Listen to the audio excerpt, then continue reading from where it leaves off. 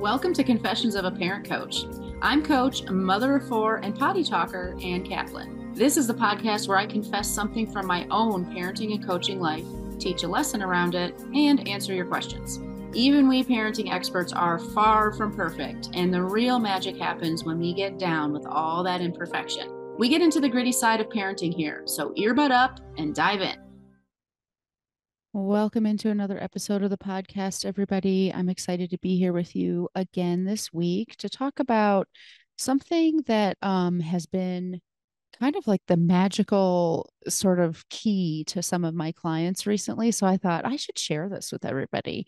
And it's something I've taught for a really, really long time. And, sometimes when something's so common and familiar and omnipresent in your life, you sort of take it for granted and forget that it might actually be super magical.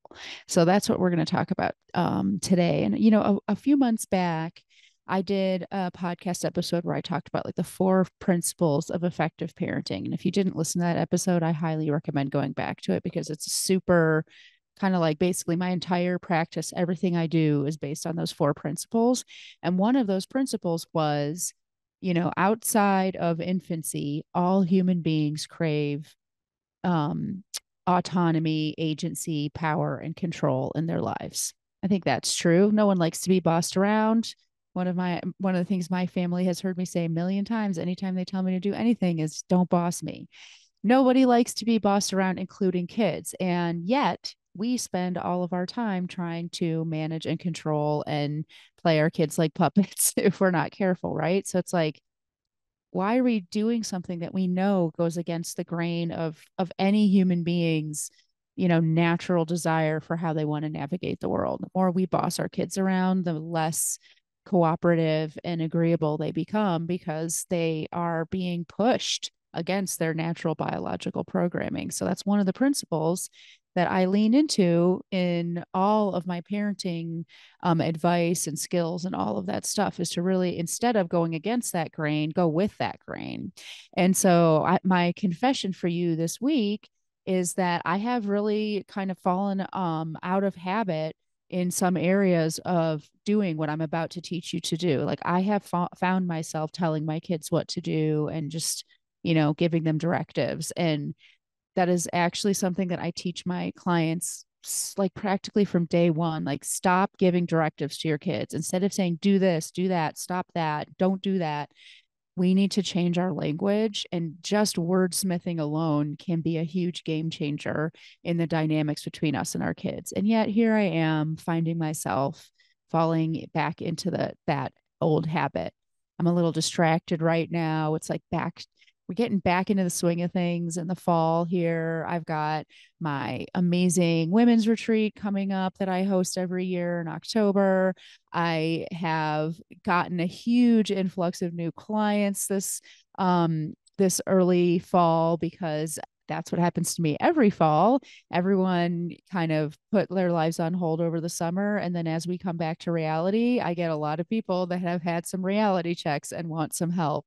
And so I've just been really busy and distracted and falling into some bad habits with my kids. And it shows. Like, I was just during my morning meditation today, really kind of thinking about how between the fact that I've been so busy and preoccupied and the fact that when I am with my kids, I'm showing up in this kind of like, dip, dip, dip, dip, dip, like, let's get stuff done kind of energy. I have been feeling really distant from them, and it's no surprise. That's why.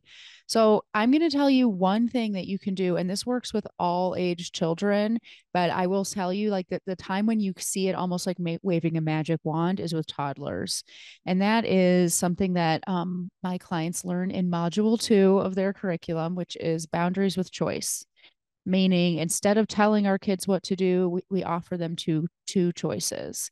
And you will be flabbergasted at how magical this one change in the way we talk to our kids can be. And like I said, it works with all age kids, but toddlers especially. Oh my gosh, toddlers are wired to assert their independence, prove to themselves that they are separate and different and unique and individual from us. They go through toddlerhood is a process of emancipation or individuation. in child development. And so how they emancipate, how they prove to themselves that they are separate and not the same as their mommy and daddy or their caretakers or whatever, is to be contrary. And we all have heard of terrible twos, or we've all heard of three-nagers. This is why we say go, they say stop. We say up, they sit down. We say yes, they say no. Like they just have to be different from us.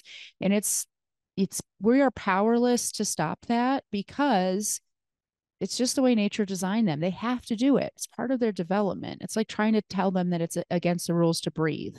You can say that if you want to, but your child's just going to break the rules. So instead, what if we just lean into that big, huge push they have inside of themselves to be making their own decisions, being the boss of themselves, and all of those things? How many times do you hear toddlers say, I do it myself? Right? No, no, mommy. And whatever you offer them, they want the other thing. I can't tell you how many, for some reason, it always has to do with cups. But I can't tell you how many sessions I've had with clients where it's like, he asked for the blue cup. I give him the blue cup. He throws a tantrum because he just changed his mind. He wants the yellow cup. Or it's like around food with like, he says he wants chicken nuggets. I give him chicken nuggets. So he throws a tantrum because he wants mac and cheese. Like, yep, kids just need to chart their own course at this age, but they're toddlers. They can't do it. Actually, they're actually not able to chart their own course. But if we give them tons of choices, they literally get drunk on power, and they don't even realize that they're being managed, that you are actually, like I said before, setting a boundary by giving a choice. The classic love and logic example that everybody has heard, if you've even dabbled a tiny bit with love and logic, is, do you want to wear your coat or carry your coat? There is a boundary being set there, right? The coat is coming with us. It is a cold day. A coat is happening. But how many times have you said, put your coat on, or get your coat, or you have to wear a coat? It's cold outside. You're going to be cold if you don't have a coat. And your toddler is just rebelling against that. And like I said, this isn't just toddlers. I've got teenagers who, unless they're skiing, I never see them wearing a coat. um, so, but I can say to my kiddo, instead of put your coat on, it's cold outside, you have to have a coat, all of those things, I can say, hey, it's a cold day. Do you want to wear your coat or carry your coat? And especially a toddler is just going to be so excited that they get to make a decision. They don't even realize that you've set a boundary with them. And you can do this to like the millionth degree with a toddler. I mean, it's time to get ready for our day. Do you want to brush your teeth first or put your clothes on first? Do you want to wear pants or do you want to wear shorts? Do you want to put your shirt on first or do you want to put your socks on first? Like, do you want to put your left leg first or your right leg first? Like choices, so many, many, many, many choices. And the key with these choices are, and I'm going to give you some examples with older kids, these rules apply to whatever age kid. The key to giving choices are, number one, it needs to be that you really don't care whichever choice your kid makes, it's fine with you. So you're not going to be trying to push them in one direction or the other. Number two, you only give two choices, especially with younger kids, only two. I don't say, what do you want for breakfast? I say, do you want eggs or do you want yogurt? Number three, if kiddo doesn't decide or tells you that they, want a third thing that you didn't offer them, what they're really deciding is that you get to decide. And that's what you can say to them. You can say, okay, well, those weren't any of the choices. So it looks like I'm the one who's going to decide in this situation. And I pick this. And whatever you pick, they will immediately wish that they will both regret they didn't make a decision and they will want the thing you didn't pick. It's just biology. It's just the circuitry of the brain. Don't take it personally and don't change your mind. Once you've made your decision, it's like, yep, I hear you, babe. I now that I picked cereal, I hear you saying that you wish you had yogurt, but today it's my turn to decide and I picked cereal, but you'll get another chance to decide tomorrow. Can't wait to see what you pick. And in this example, your kiddo might be like, not eating the cereal and blah, blah, and then you can be like, well, that's your choice too. That is the second piece of this whole choice situation.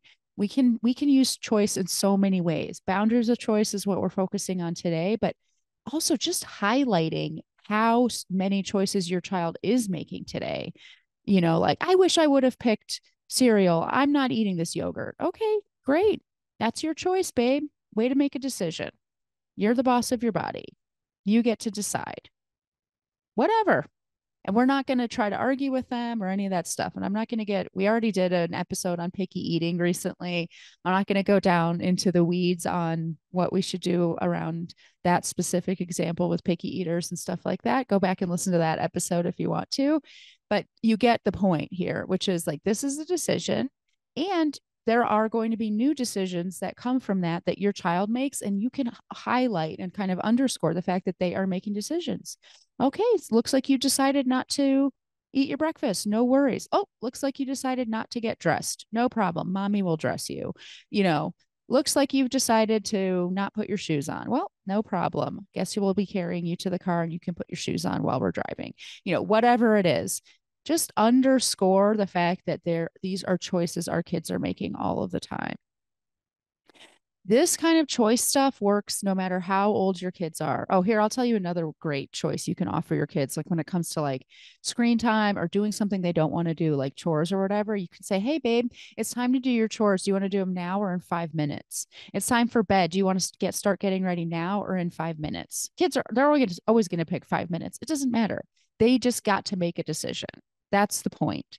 It's like you're making these little deposits in their like autonomy bank account so that when later on you need to cash that something out of that bank account, there's something to withdraw. When you have to be the one making the decision, like it's time to get a vaccine at the pediatrician, for example, if you're getting vaccines, and you can say, you know what, babe, you get to make lots and lots of decisions. And sometimes mommy has to be the one who chooses. And I'm deciding that this is what we have to do right now, even though we don't want to. Believe it or not, saying that to a child sounds like it will not work. The first time I heard about this, I was like, yeah, right. It is like magic, even with older kiddos. So there have been times for sure, even with my teenagers, where I say, you know what, you have a ton of choice and agency in your life, but this is one of those things that I'm the decider on, and this is what's going on. Obviously, I don't say it like to them like they're babies. I say it to them like they're proto adults, because that's what they are. But it still is, you're actually, with teenagers, it's lovely because you're kind of introducing reciprocity into your relationship more and more. So you're saying, hey, this is the give and take of our relationship. You get to make tons and tons and tons of decisions, but at the end of the day, I am in charge still. And this is one of those moments where I have to be the decider, and this is what we're doing. And I had this conversation recently with not a toddler, a teenager, one of my teenagers, about wisdom teeth. He didn't want to get his wisdom teeth out. And unfortunately, that's really not an option. So I can say to him, you know what? I'm really hands off. You get to make tons of choice in your life. And I really don't meddle very much, but this is one of those moments where it's got to happen. Another example was a couple of years ago, one of my kids was really struggling with depression, and he really fought me on going to see a therapist. And I was able to say, babe, I'm so happy to stand back and let you make all of the choices and figure stuff out for yourself until safety becomes a concern. And right now that's the deal. And it's my job to keep you safe. And so I'm deciding, and we are going to go, and work with this counselor. And he didn't like it, but he accepted it. And that's because I give choices all of the time. Obviously with older kids, I'm jumping from toddlers to teenagers. Let's talk about like a school-aged kid. Like, it's time to do your homework. Do you want help, or do you want to try to do it yourself? It's time to do your homework. Do you want to do it in your room, or do you want to do it out here in the dining room? You see where I'm going with this? Like, these are choices that our kids can get. So I've got a fifth grader right now where I still use choice with him, just almost the same as I did when he was a toddler. Obviously not in a sing-songy babyish voice, but absolutely the same. Like, one of his chores is to empty the dishwasher. And I can say, hey, the dishwasher's ready for you. Do you want to do it before or after dinner? Those kinds of choices, it's just constantly giving your child the message that you actually are in charge of your life. The outcomes you experience, even the ones that I'm the one who quote unquote inflicts on you, They all are a result of how you've chosen to show up in the world. And I respect the fact that you are an individual human outside of me, and that I'm not actually in control of you. The more kids are constantly getting these messages, the less defiant they feel like they need to be. When we don't give our kids choices, but they still have that biological need to individuate from us, we're almost forcing them to defy us, because now the only way that they can be assertive and different and individual from us is to be against whatever we have said to them. That's the only way. And so they're almost like driven to defy us. But when we give lots and lots of choice, they have like a buffet of ways to be themselves and be different than we are and be their own person and be individuals without ever having to break a rule. That doesn't mean they're not going to break rules. Of course they will. But you can see how you're taking, like, I don't know, let's just say like 80% of that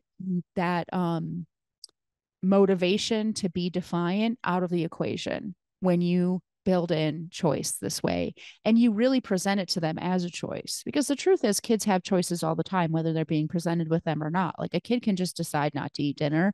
A kid can decide to break a rule. A kid can decide, to do stuff later instead of now, or to ignore it. They always have the choices, but they're not being sort of like demonstrated to them that it is a choice.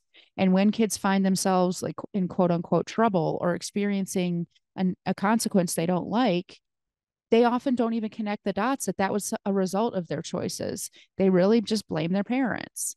But when you present things as a choice, when you truly do give your kids choices, you're constantly giving them the message like you are the agent for your life.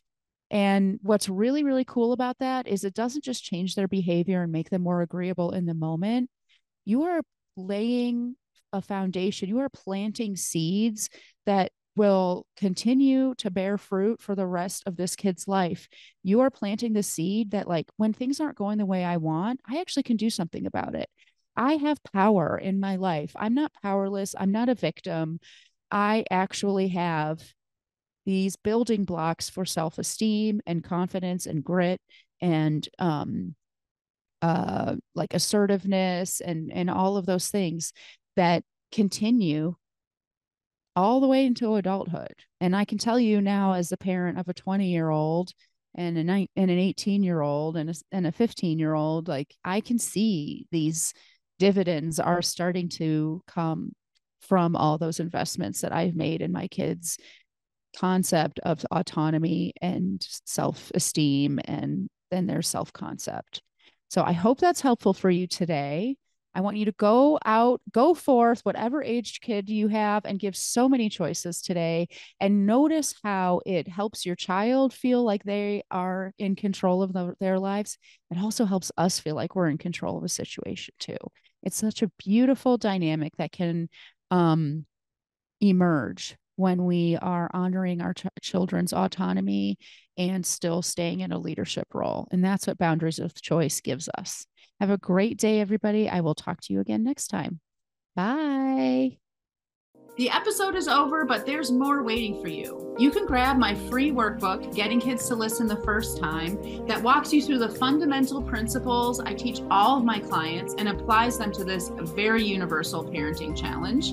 So if you're sick of repeating yourself all day long or just want to learn more about my style, you'll definitely want to go to bit.ly/kidswholisten. And if you're ready to work with me, let's meet. Set up a free call at bit.ly/KaplanCall, and let's create an action plan that gets you exactly where you want to go. And of course, links to all this goodness are in the show notes.